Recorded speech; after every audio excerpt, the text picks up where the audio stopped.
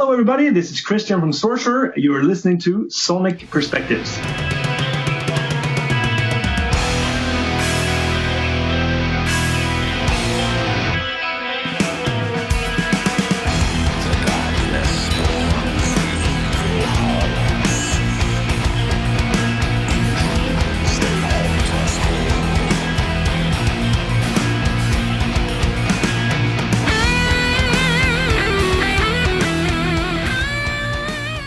Hello, music lovers, and welcome to another interview with Sonic Perspectives. My name is Samantha, and today I am joined by Christian, the guitarist of Swedish epic doom metal band Sorcerer.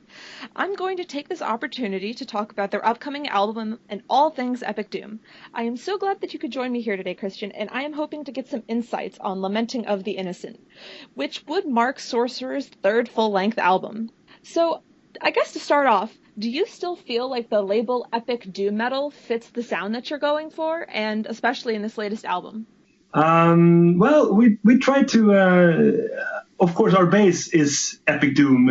It's always been, but yeah, I think we're trying to expand a little bit upon that. I mean, because when I think of epic doom, I think of Candlemass. Candlemass is like, you know, the kings of epic doom. And I think we are sort of trying to move away from that influence, you know, in a way. We're trying to bring in some heavy metal influences, maybe, and maybe even some, I don't know, pop influences, whatever. But, you know, we all listen to a lot of different music, so we're not just stuck in the epic doom field, you know. So, but yeah, I would say we try to expand the sound out in every direction, you know. If everyone does bring that different influence to the band from the different things they listen to, what influence do you think that you bring in terms of songwriting and your own personal listening? Good question. I think I probably bring more contemporary influences into the band. I know the other guys, sometimes they reference, you know, Sabbath and Priest and a little bit of the older bands. I like, you know, newer stuff, Gojira. I like, you know, there's so much new stuff that you can listen to. I mean, Catatonia, okay, they've been around for a long time, but I have no problem listening to newer stuff, you know. So, but also I like pop music, you know. I'm a huge fan of just good pop music, and it mostly that probably comes out in the arrangements and maybe like structures of how we, like, you know, verse, chorus, that kind of stuff, you know. We think sometimes more like a traditional pop or rock band, you know, not like maybe traditionally epic doomish, where it's like could be a lot of different sections, you know, building up to something. We're a bit more traditional than that, I think. Something that I noticed is just how strong the choruses on this new album are. And that's something that's really stuck with Sorcerer for a long time, is those epic big choruses that are really vocal centered. Did this happen organically in this album, or was it something that you actively tried to, you know, stay consistent with across your albums? We always try to have big choruses and a lot of hooks, you know, because I mean, we're all fans of that type of music, which has, you know, strong choruses. So yeah, it's natural. It happens very, you know, like I said, organic. We try to write the biggest epic choruses we can, you know, and if we succeed, that's awesome, you know. When you come to the chorus, you know, it's the mega hooks and mega release, you know, it's supposed to be the biggest moment of the song, so we definitely aim for that. What would you say the biggest changes that you've made since your last album, The Crowning of the Fire King? The biggest change, I think on this album we tried to vary the songs a little bit more. On the last album, on the Fire King, it was pretty much the same tempo, like mid-tempo to slow, like the whole time. And this one we have a little bit more, some faster parts, some really slow parts, but then we also have a acoustic, like a sort of ballady type song, you know. So, and we got some growls on it. We got some, maybe not blast beats, but pretty, you know, intense drumming parts. So for us, you know, this is nothing new in metal or doom metal, but for us, it's sort of new elements that we try to bring into this album just for variety, you know, and to make it interesting. So that would be the biggest things, I think. Even with all that diversity that you're mentioning, what I felt listening to this album is that it has a very unified and integrated feel, even more so than Sorcerer's prior albums. And I think this might come a bit from the concept behind the album. Could you just talk about the concept that really drives the album and how it plays within the songs and across the songs? Sure. The concept, I mean, the lyrical concept, I assume you're talking about the lyrical concept. Yeah, it's based around the witch burnings and the Maleficarum, the witch hammer, the book. And the music came. I mean, it's always when we write music or write songs, the music comes first. Then it's a matter of trying to find lyrics which matches the music, And if you write stuff that sounds like the stuff we do, I mean, you have to try to find some subject matter to write about that makes sense, This time, I think Anders, our main lyrical writer, he was looking around for something to write about. And we knew we wanted to have a concept album. For some reason, he got hung up on this, the Witch Hammer book, and thought, just what the hell, just write about this. I mean, it's nothing new. People have done it before, of course. But for us, it's new. And I think it fits the mood of the music pretty well, I have to say. Does the concept, is it chronological, or does each song kind of stand on its own? It's not chronological. The songs definitely stand on their own. You can listen in any order. I mean, there is a sort of a climax at the end, with the last song, but the rest of the songs are pretty much mix and match. We found out that it's really difficult to write a concept album which is chronological, like Operation Mindcrime by Queensryche, for instance. That is, unbelievable album. But then you pretty much have to have the story first, and then when you write the music, you have to all from the beginning think about pacing and how tempos and key changes and whatever to keep it interesting. Because when you just write like we normally do, like most people do, you write the songs, and when the songs are done, you put them in the order which makes the most sense, and then you release it. But if you write with the intent of having the chronological thing going, you have to put in a lot of thought into everything. So we didn't do that this time. Maybe some other time, but we'll see. That was going to be my next question. Do you ever see yourself approaching a project like that in the future? And do you have any personal interest in it? Sure. It would be fun. It would be something we haven't done. So absolutely. Don't know when though. Probably not the next album. We're probably going to wait for a bit. But yeah, sure. Why not? I'm a huge fan of concept albums. I think it's the good ones are so unbelievably good that it makes sense to try. After so much time has passed since the band was formed, and then about a decade now since Sorcerers' rebirth in a way, what has really kept you guys driving to create more? Where does your inspiration differ now from, say, 2010 or so? I don't know. I think we just have a great chemistry, in writing together. And we still feel we have tons more of, musical avenues sort of to explore. We're not going to go do a country record, but, we still feel that we have lots more melodies and more riffs and more stuff to show, show the world. So I don't think we're going to quit anytime soon with that. And of course, we've got a really good camaraderie in the band. We all get along pretty well, so we like hanging out, and so that's all. That also helps. Yeah, those two things, I would say those are probably the main things. Because music is one thing, but if you can't hang, if you can't have the social interaction, then it's no use. Then you probably should not be working together. That's my feeling. Speaking of just the band and how everyone gets together, this album has seen a bit of a lineup change since the last one. So can you just talk about what it's been like working and doing some songwriting with new members in the band? Ricky joined the band before the release of the Fire King. He didn't play on that album, so he joined before the release of the Fire King and did the touring on that album, of course. And he's of course the old guy. He's old member. He was in the band already on the second demo. And he's my favorite drummer in Sweden. I love that guy.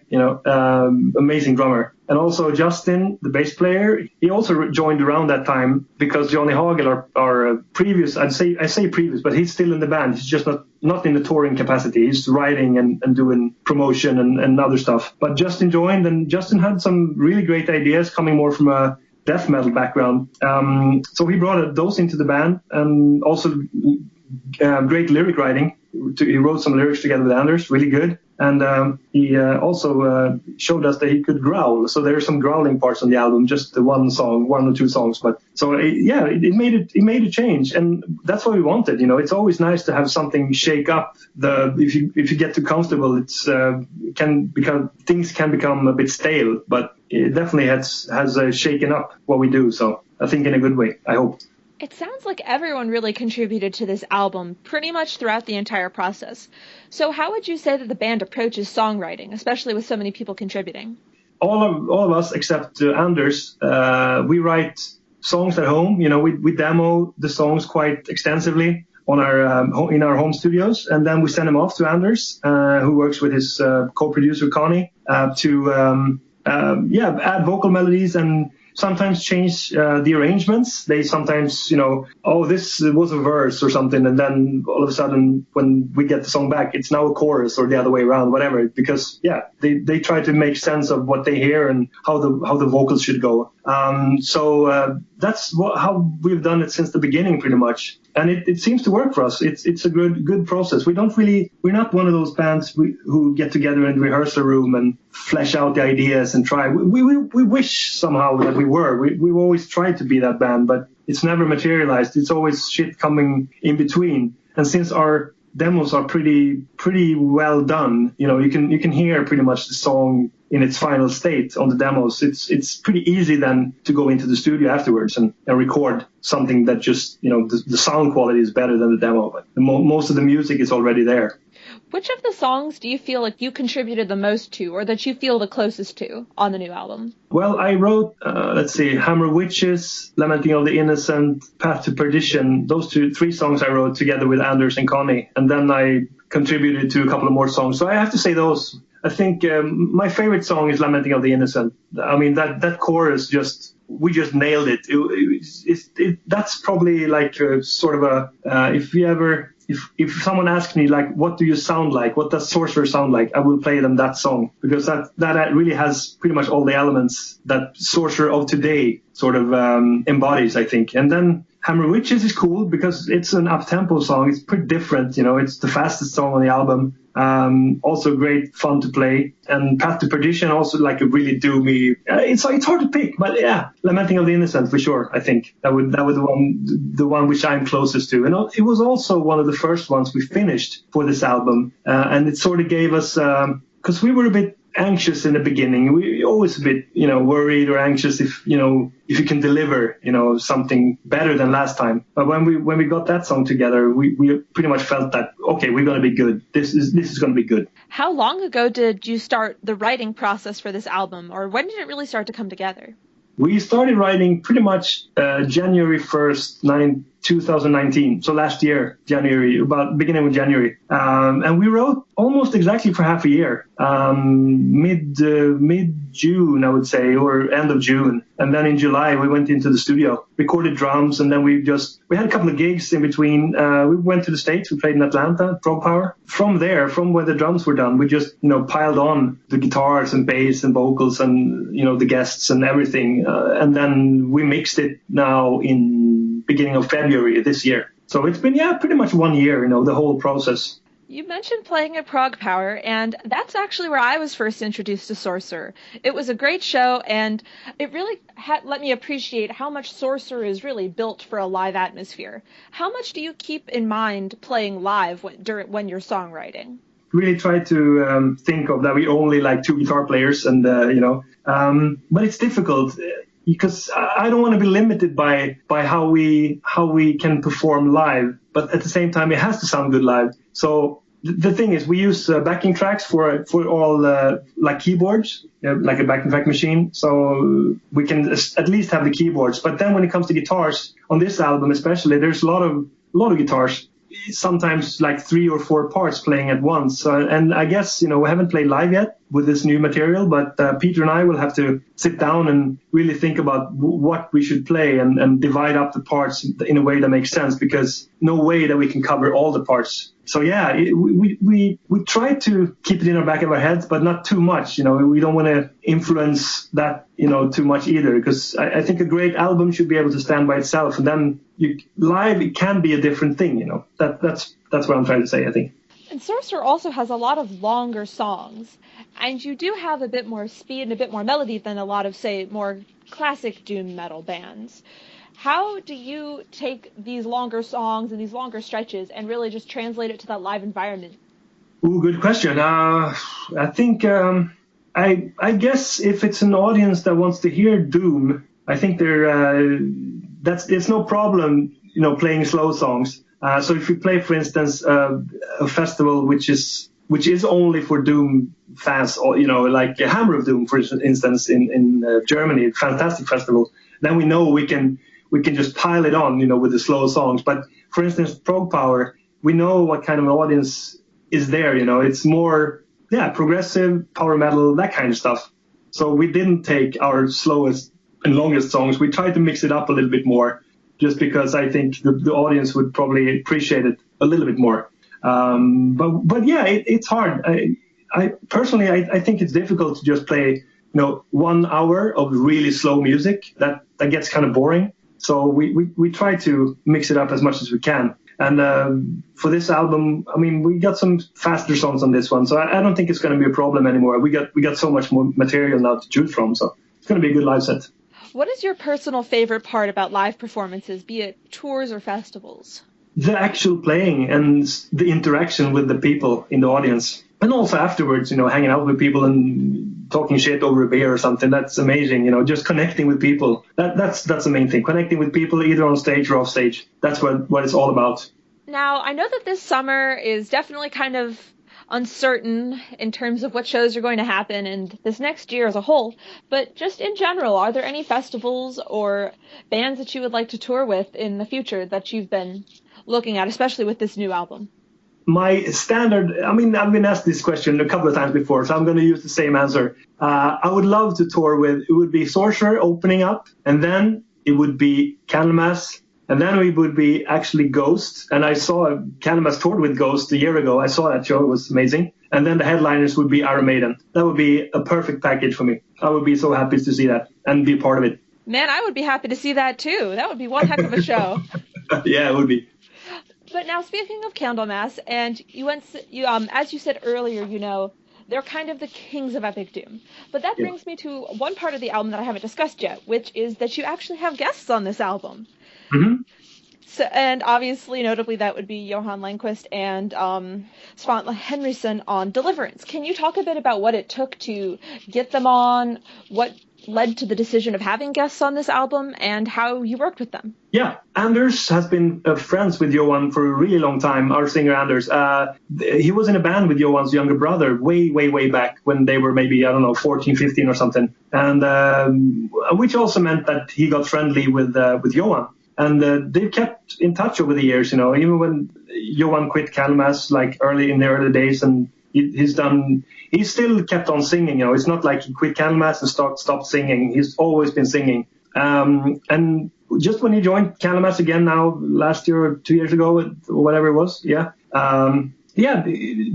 idea just came up. Anders we should really invite Johan down to sing, because he's a cool guy and he will absolutely say yes. And we're gonna love it. It's gonna be cool. So we all said, of course, let's do it. That would be an honor for us to have him on our album. And it was great. This is actually, we filmed this, a little bit of the process when they were in the studio and working on the song. So we're going to release it on our channel, like pretty much around the time when the album comes out. We're going to do like the making of this album. So you can see that if you're interested. But it was cool. He's super laid back guy. He learned the song, came down well prepared, like a total pro, and just, nailed it in a couple of takes. And then Svante Henriksson, who's a really famous cello player in Sweden, he same thing there.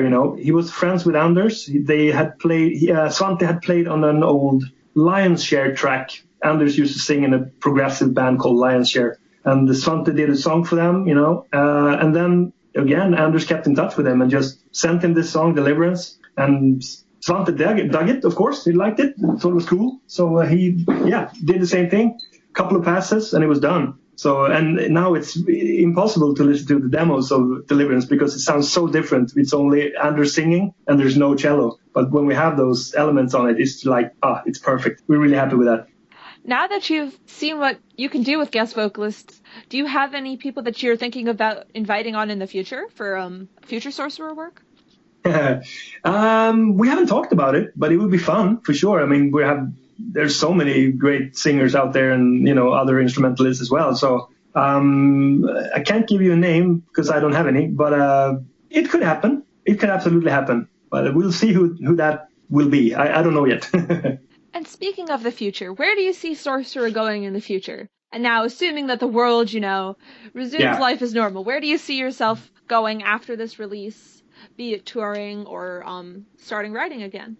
Yeah, no, we absolutely want to do touring, but I mean, I guess this year is totally fucked up. So no touring this year. Hopefully next year.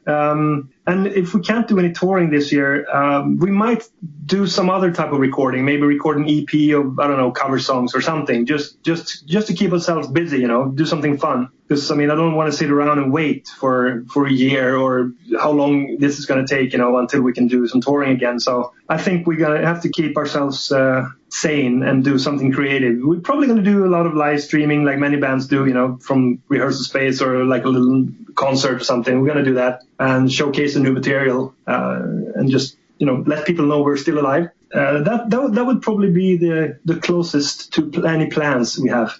Well, and aside from the band, what have you been doing to keep yourself busy lately, especially with, the pandemic occurring? How have you been creating? Have you been listening to anything new and exciting? Any new albums that you're a fan of?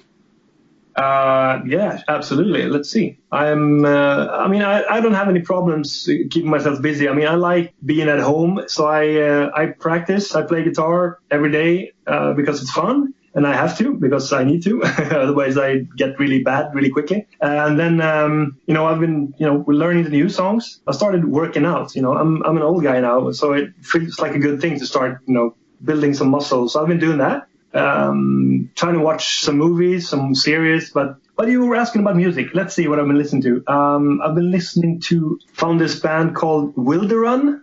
They released an album called Veil of Imagination, which is absolutely incredible. I love that album so much. Yeah, it's unreal. I never heard of the band. I just found it, on a review site somewhere. I listened to it. I was like knocked out. Incredible. I really like the new latest Borknagar album. Like that one. The new Opeth, of course, is really cool. I've been going back, actually, listening to a lot of Nevermore, getting into that stuff again, especially the last album, Obsidian Conspiracy. I think that's the best. I know probably no Nevermore fans agree with me, but I don't care. I think that's the best Nevermore album because it feels like they left so much space in there for Worrell to do his thing, It's less technical, less super busy in the guitars. So Worrell really shines on that one. I love that. Then there's a band called Zierler, the guy from Beyond Twilight. Do you know those guys? Yeah. And the keyboardist, Finn Zierler, he made a solo album, I think a couple of years ago. I don't know how new this is, but it's called just ESC, like Escape or something. That album I've been listening to. It's awesome. What else? Silosis, the new Silosis, sounds excellent, really cool. Great music to work out to. I'm always listening to, Triptykon and the latest Celtic Frost stuff. I mean, the latest stuff they did. That's some of my favorite, evil music. I will always return to that Triptykon. It's so good. It's not new, but it's sort of new. But that's some of my listening these days. Well, and it looks like Sorcerer is about to give everyone stuck at home a lot of new listening material. And I guess just as a last question, do you feel any different having your album come out in the middle of a crisis like this? What are the feelings involved? The feelings involved are shit. We should have, waited a year, or we should have had this year to write and then release it next year. But then we can be touring, It feels weird, of course, to be able to release an album and not be able to do any shows. It just sucks. But I mean, it's the same for everybody, and I mean, it could be worse. It's the way it is. We just have to suck it up and make the best out of it. And like I said, though, you are giving everyone at home something to look forward to in a month that might not have a lot of that. So that's true. Got to look on the bright side, I guess. Yeah, absolutely. Well, thank you so much for talking with me. I really enjoyed hearing more about Lamenting of the Innocent, and I'm even more so looking forward to it coming out now. All right. Thank you so much for having me. Thank you. Take care. Bye-bye. All right. You too. Bye. Cheers. You just heard an interview with Christian, the guitarist for epic doom metal band Sorcerer. Sorcerer's upcoming album, Lamenting of the Innocent, is out on May 29th. For more interviews like this one and other daily content, be sure to follow Sonic Perspectives on Facebook and Twitter and subscribe to our YouTube channel. To close out today, here is the latest single from Lamenting of the Innocent, the song Dance with the Devil.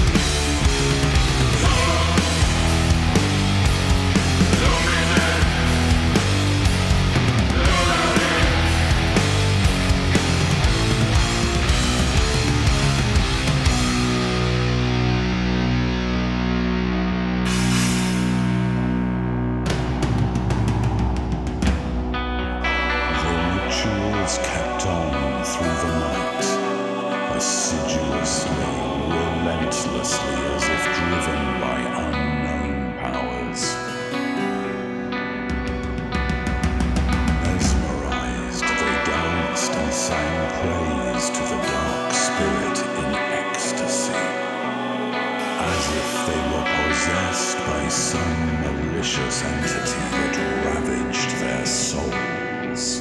Reborn again with all his might.